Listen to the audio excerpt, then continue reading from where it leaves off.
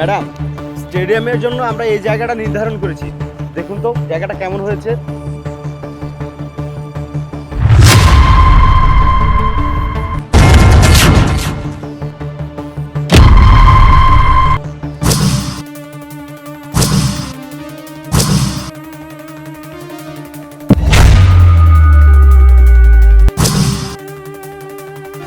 ছোট লোকের বাচ্চা, এই চলুন।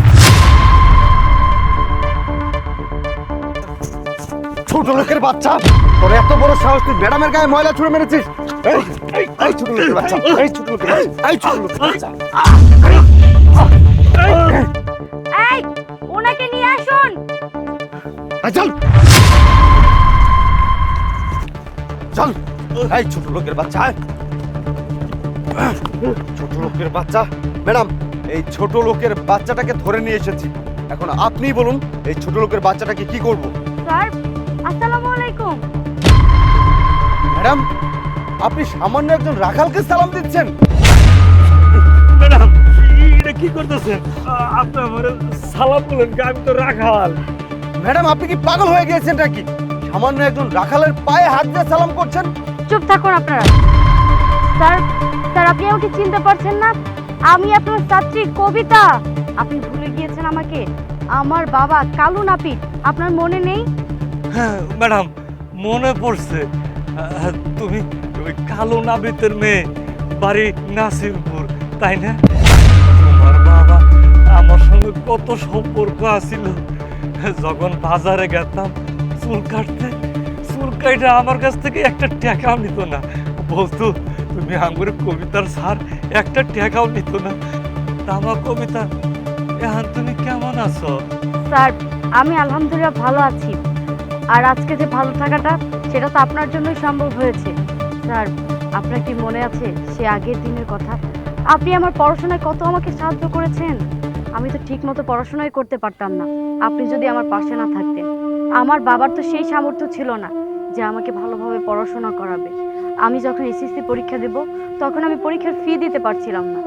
আপনি আপনার বেতনের টাকা থেকে আমার পরীক্ষার ফি দিয়ে দিয়েছিলেন। শুধু কি তাই, আপনি আমাকে বিনা পয়সায় প্রাইভেট পড়িয়েছেন। আপনি আমার সুখে দুঃখে পাশে ছিলেন। স্যার আপনার কথা না আমার খুব মনে পড়ে। আমরা তো ভালো মন্দ খেতে পারতাম না। আপনি কি করতেন? যদি বাড়িতে কোনো ভালো মন্দ রান্না হতো, তাহলে আমার জন্য নিয়ে আসতেন। আপনি যদি বাজারে যেতেন, হাতে করে কিছু একটা নিয়ে আসতেন যে আমার ছাত্রী খাবে। আমার ছাত্রী খেলে আমি কত খুশি হব। স্যার আপনার কি মনে আছে, আমার পাঙ্গাস মাছ খুব পছন্দ। আপনি কি করতেন? বৃহস্পতিবারে হাটের দিন আমার জন্য বড় একটা পাঙ্গাস নিয়ে আসতেন, আর আমার বাবার কাছে দিয়ে দিতেন, আর বলতেন যে এটা নিয়ে আমার ছাত্রীকে দিবে। আমার ছাত্রীকে শান্তি পাবে, সেটা জেনেই আমার তৃপ্তি হবে। আমার ছাত্রী ভালো মতো পড়াশোনা করবে, একদিন শিক্ষিত হবে, ও খুব বড় হবে, ও ভালো কিছু করতে পারবে। শুধু কি তাই, আমার বাবা তো ঠিক মতো নাপিতগিরিও করতে পারতো না। বাজারে বসলে ওখানকার ঠিকাদাররা এসে তাকে তুলে দিত। আপনি আপনি আমার বাবাকে বাজারে একটা দোকান নিয়ে দিয়েছিলেন, যে কারণে আমার বাবা ঠিক মতো নাপিতগিরি করতে পেরেছে। তা না হলে তো আমাদের সংসারটা কোনো দিনও চলতে পারতো না ভালোভাবে। আপনার কারণে আমরা ভালোভাবে চলতে পেরেছি। আমি পড়াশোনা করে আমার বাবা মার মুখ উজ্জ্বল করতে পেরেছি। সবকিছুই তো আপনার অবদান স্যার। তামা, তুমি এখন কি করো? স্যার আপনার দোয়ায় এখন আমি ইঞ্জিনিয়ার হয়েছি। স্যার আপনি তো বলেছিলেন যে তুমি একদিন বড় কিছু হবে। আমার মনের ইচ্ছা তুমি ইঞ্জিনিয়ার হও। আপনার মনের আশা পূরণ করার জন্যই আজকে আমি দেশ সেরা ইঞ্জিনিয়ার হয়েছি স্যার।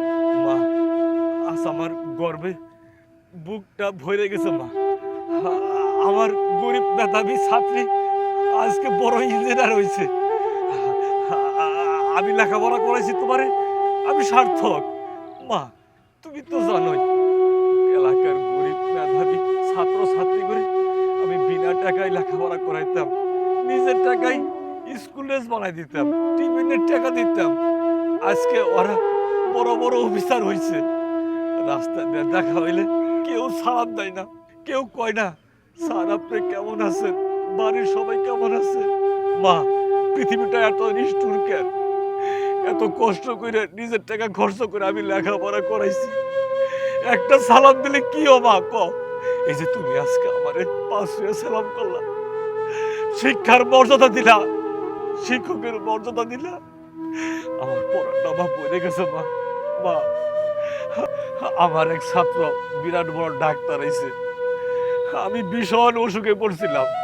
ভাবছিলাম যে আমার ছাত্র তো একটা ডাক্তার হইছে, বিনা টাকায় চিকিৎসা করব। যখন বা আমি দেখাতে গেলাম, আমার সিনেহারা পেপার তো মুখটা ডাকে বলাইছে। আমি কইছি, স্যার আমার চিকিৎসা করতে কয় টাকা লাগবো? তোর ক 50,000 টাকা। পরে আমি কইলাম, তুমি না আমার ছাত্র? আমি গরিব বলে স্বীকার করলো না। পরে আমার ঘাড় ধরে হাসপাতাল থেকে বাই করে দিছে। বা কিন্তু স্যার, আপনার এই অবস্থা কেন? আপনি এখানে রাখালের কাজ করছেন, আপনার পেনশনের যে টাকা পাওয়ার কথা সেটা দিয়ে তো আপনি সারা জীবন বসে খেতে পারবেন। এটা একটা করুণ ইতিহাস। তুমি তো জানোই, গরিব মেধাবী ছাত্রছাত্রী করে আমার সন্তানের চেয়ে আমি বেশি ভালোবাসতাম। নিজের টাকা খরচ করে লেখাপড়া করাইতাম। কিন্তু আমার ছেলে এসব দেখতে পারতো না। আমি 6 মাস আগে পেনশনের 10 লক্ষ টাকা পাই। ভাবছিলাম এই টাকা দিয়ে শেষ বয়সে ব্যবসা করে চলবো।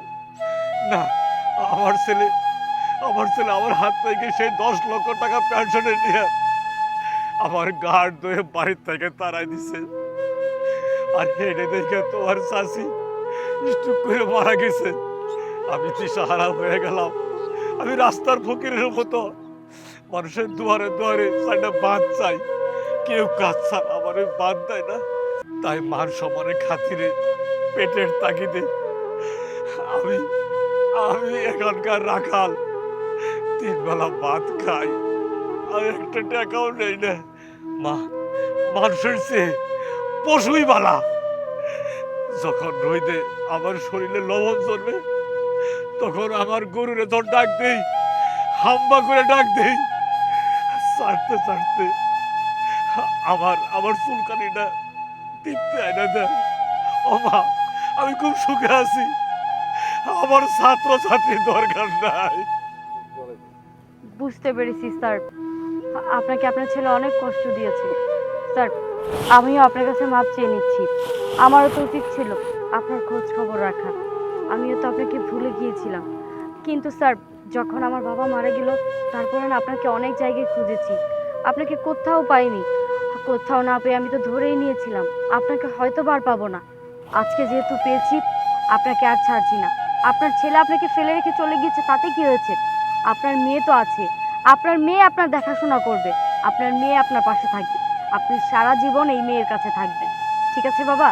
মা, আমি মেলা খুশি হয়েছি। মা, আমার গরিব মেধাবী ছাত্রী আজকে বিরাট বড় ইঞ্জিনিয়ার হয়েছে।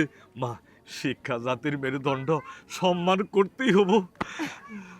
স্যার, আপনার মতো একটা ভালো স্যার সারা বাংলাদেশের স্কুলে স্কুলে যেন হয়। আপনাকে আমাদের পক্ষ থেকে একটা সালাম করতেই হচ্ছে। Salute sir.